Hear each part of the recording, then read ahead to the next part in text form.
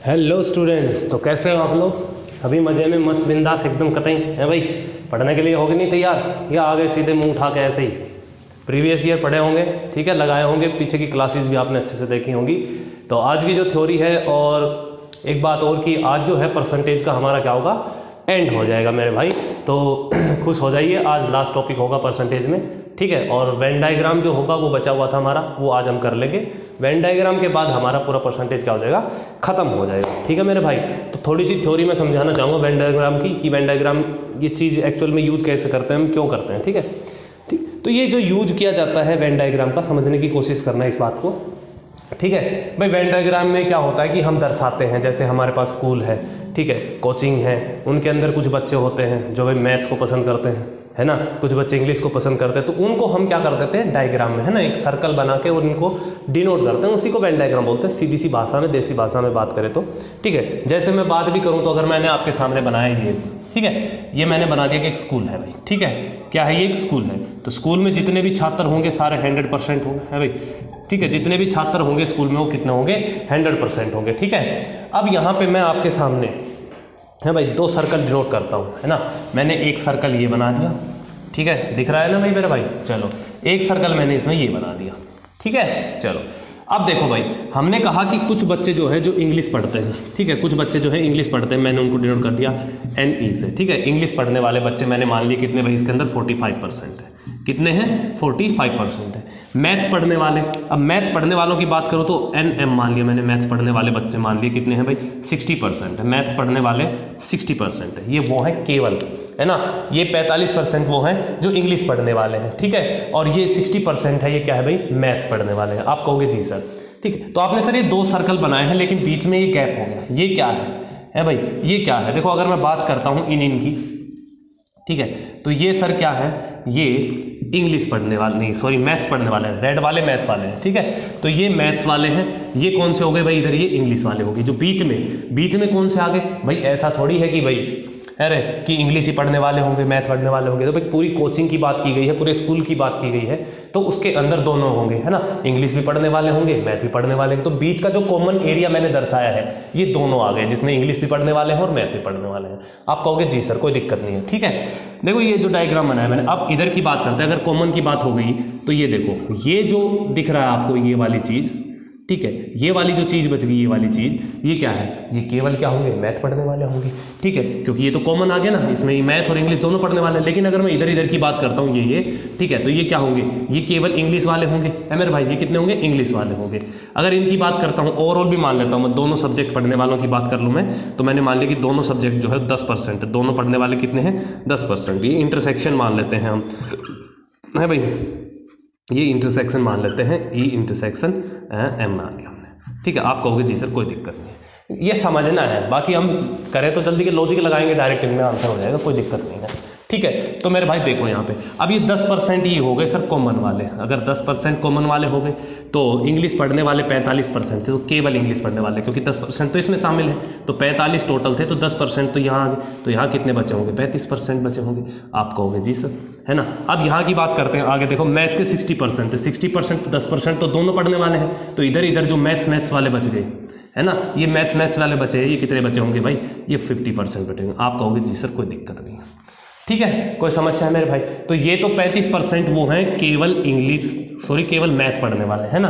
अब ये 50%, अच्छा उल्टा कर दिया, कोई दिक्कत नहीं है, ये 35% हमने इंग्लिश वाले माने, तो 45% टोटल इंग्लिश पढ़ने वाले थे, जिसमें से 10% तो कॉमन में। केवल इंग्लिश की बात करूं तो मैं कितने हैं सर, 35% है।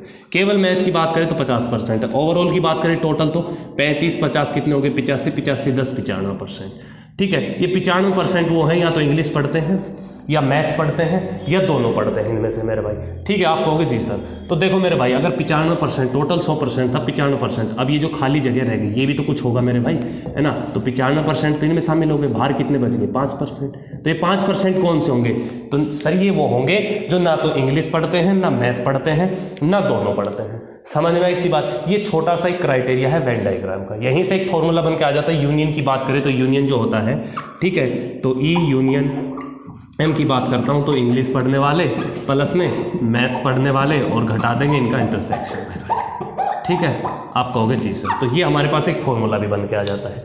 ठीक है, फॉर्मूला लगाओ या आप लॉजिक लगाओ, कोई दिक्कत नहीं है, फॉर्मूले से भी लगा सकते हैं, लॉजिक से भी लगा सकते हैं। ठीक है, सवालों से आप ज़्यादा समझ पाएंगे। ठीक है, इतनी कहानी क्लियर है कि नहीं है मेरे भाई, ये बताओ मुझे एक बार। ठीक है, जल्दी से एक बार देखो इसको।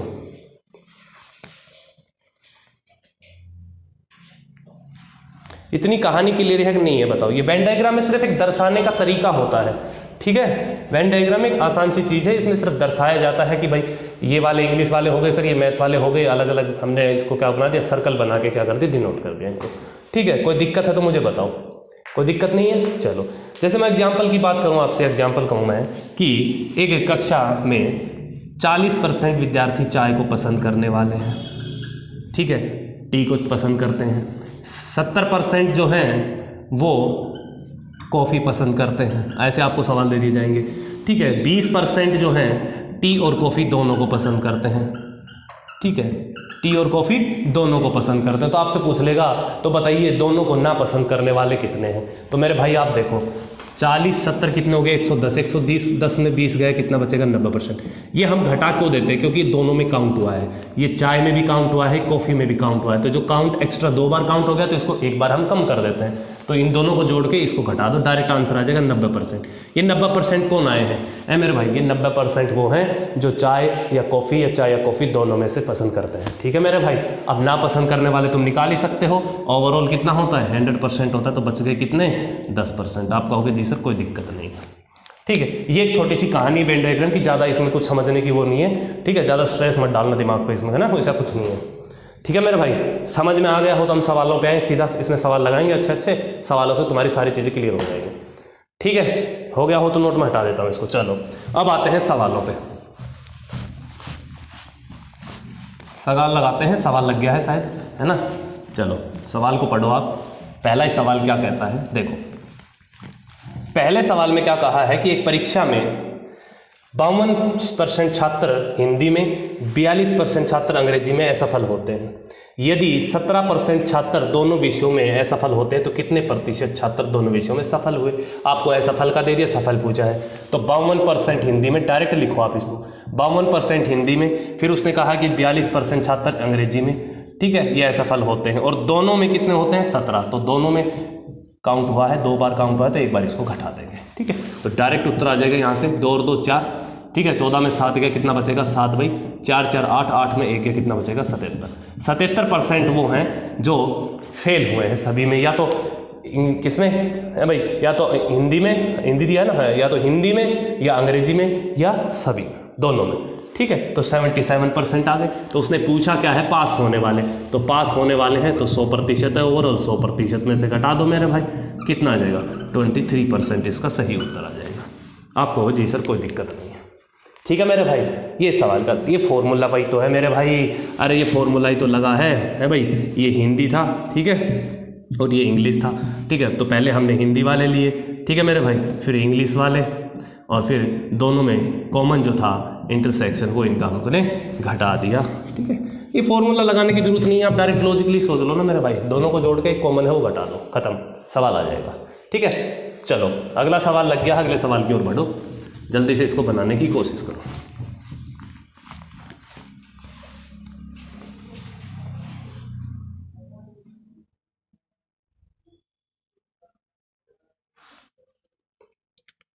एक अच्छा सवाल है, देखेंगे। एक गांव में 60% परिवारों के पास, मैं ऑप्शन लिख दूं, 20, 24, 26, 28।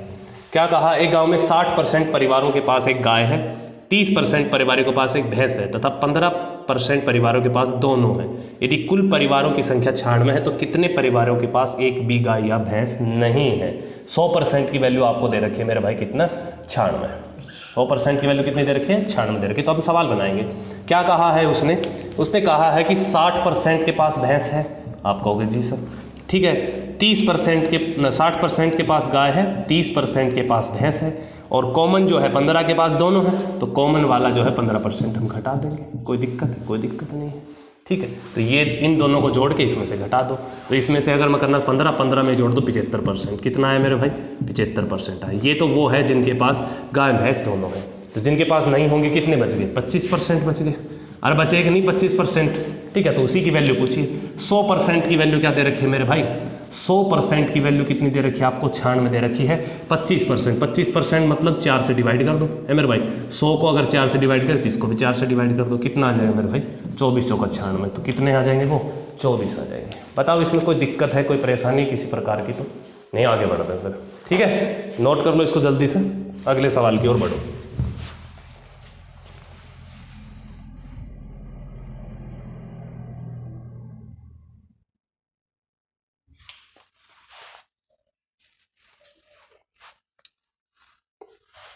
हो गया, चलो अगला सवाल। किसी परीक्षा में 73% उम्मीदवार, किसी परीक्षा में 73% उम्मीदवार, किसी परीक्षा में 73% उम्मीदवार, तो भाई ये अभी क्षमता प्रशिक्षण है, उत्तीर्ण हुए। 70% सामान्य ज्ञान में और 64% दोनों में।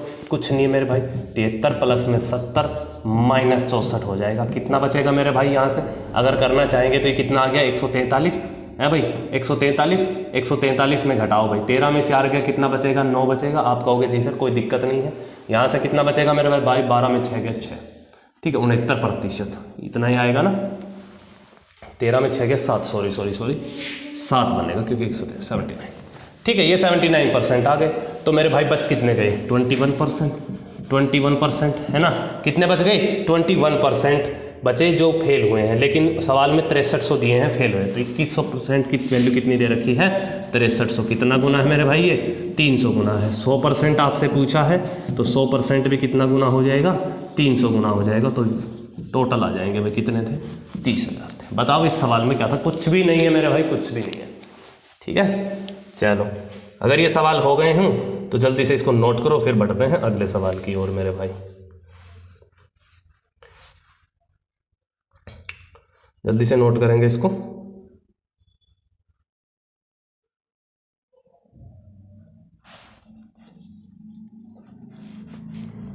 हो गया ये, चलो अगला करके बताओ तो मुझे। एक परीक्षा में 70% अभ्यर्थी, एक परीक्षा में 70% अभ्यर्थी अंग्रेजी में उत्तीर्ण हुए भाई। 70% विद्यार्थी अंग्रेजी में, 80% गणित में और 10% दोनों विषयों में फेल हुए हैं।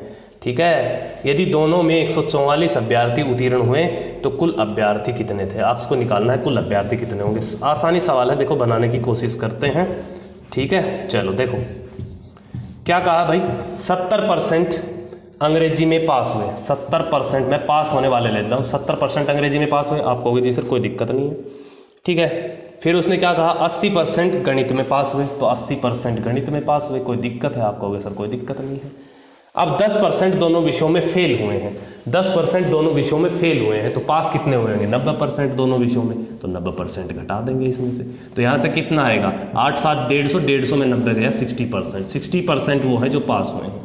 लेकिन सवाल में यही दिया है कि 144 अभ्यर्थी उत्तीर्ण हैं, तो 60% की वैल्यू कितनी दे रखी है मेरे भाई, 144 दे रखी है। आपको 100% की वैल्यू निकालनी है, कोई समस्या है। 10% की वैल्यू कितनी आ जाएगी, यहाँ से मैं 6 से डिवाइड कर देता हूँ है भाई, तो 24 छिक्का 144, 100% निकालेंगे है ना, तो 1 0 और चिपक जाएगी। टोटल स्टूडेंट कितने आ जाएंगे, 240 आ जाएंगे। आप कहोगे जी सर क्या है इसमें, कुछ था इस सवाल में, नहीं। ठीक है, चलो नोट करो। अगर अब भी समझ में नहीं आ रहा है ना ये सवाल, तो मेरे भाई रो लो थोड़ा बैठ के, ठीक है। क्यों, इनके लिए आपको कुछ ज़्यादा दिमाग इंस्टॉल करने की जरूरत नहीं है, आपकी कॉमन बातें हैं, नॉर्मल सी बातें हैं। ठीक है, चलो अगले सवाल की ओर बढ़ते हैं। एक नॉर्मल सा सवाल है, करके बताओ। चलो, एक परीक्षा में 53% उम्मीदवार विज्ञान में और 48% गणित में असफल रहे। यदि दोनों विषयों में 40% फेल है तो दोनों विषयों में कितने प्रतिशत उत्तीर्ण हुए भाई। 53% तो विज्ञान में प्लस में 48% गणित में, दोनों में कितने फेल हुए हैं, 40%, तो 40% घटा दो।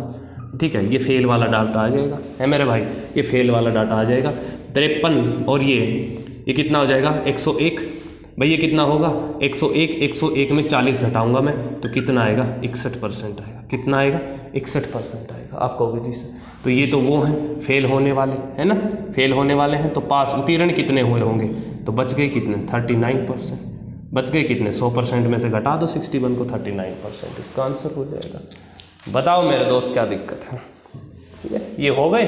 चलो अब मैं तुम्हें 2 सवाल करवाता हूँ, अच्छे सवाल जो वेन डायग्राम के बनते हैं, आराम से उनको समझने की कोशिश करना।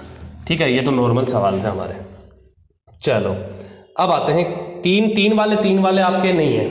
ठीक है ना, 3 वाले बहुत कम आते हैं पेपर में, 3 वालों की चिंता मत करो तुम। ठीक है, 2 वाले बनाओ, 2 वाले ही पेपर में आपसे पूछे जाएंगे। ठीक है मेरे भाई। चलो सवाल लग गया है, जल्दी से बनाएंगे। 80 छात्रों की कक्षा में 45% हिंदी बोलते हैं। टोटल स्टूडेंट कितने हैं? 80 हैं। टोटल छात्र दे रखे हैं 80। ठीक है मेरे भाई, उसने कहता कि 45% हिंदी बोलते हैं, 45% हिंदी बोलते हैं। देखो मैं आपको ये समझाने की कोशिश करता हूँ डायग्राम के थ्रू। ठीक है, डायग्राम के थ्रू समझाने की कोशिश करता हूँ। मैंने ये बना दिया, एक सर्कल ये बना दिया, एक सर्कल मैंने ये बना दिया।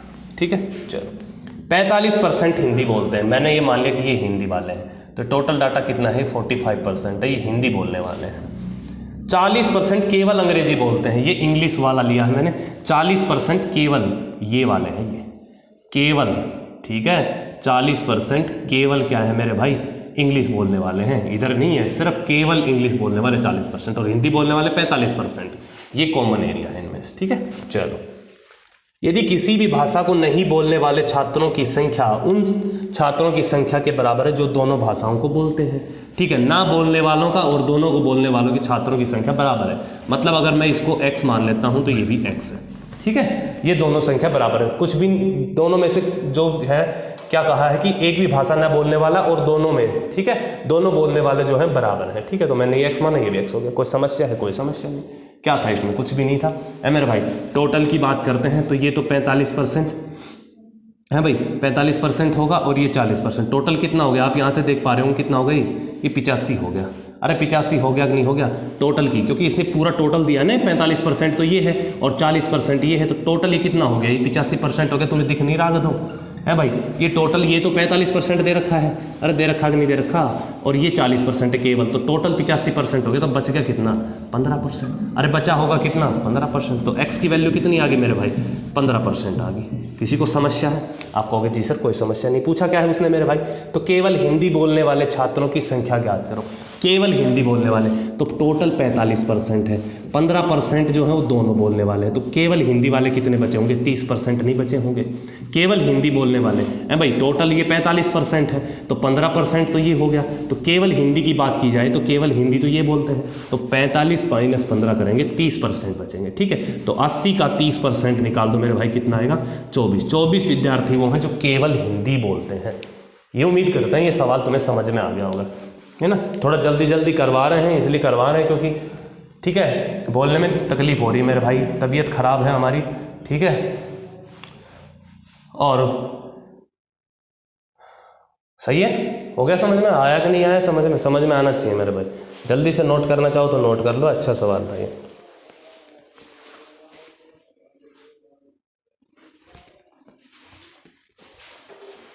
हो गया?